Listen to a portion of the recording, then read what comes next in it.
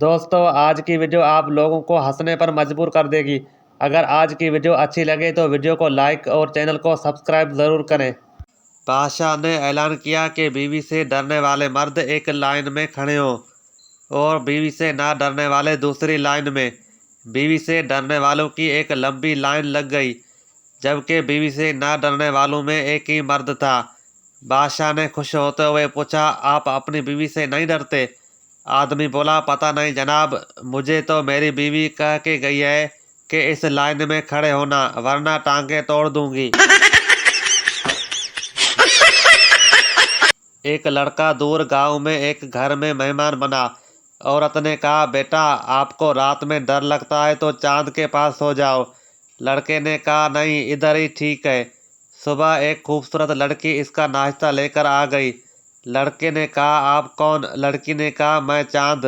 लड़की बोली, और आप कौन? लड़का बोला, मैं उल्लू का पट्टा। एक पठान मलंग बाबा बन गया। एक आदमी ने पठान को ये पूछने के लिए फ़ोन किया कि बीवी को काबू कैसे रख सकते हैं।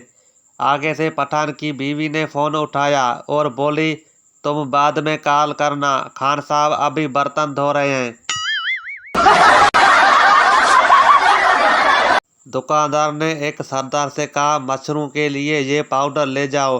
सरदार ने कहा, जी नहीं, मच्छरों को इतना फ्री नहीं करना चाहिए। आज पाउडर दे दिया तो कल बॉडी स्प्रे मांगेंगे। Oh, no!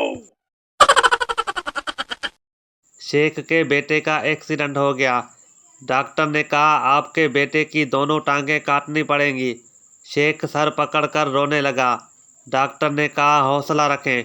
शेख ने कहा, मुझे अफसोस ये है कि कल ही इनको नए जूते लेके दिए हैं। पता नहीं अब दुकानदार वापस करेगा या नहीं।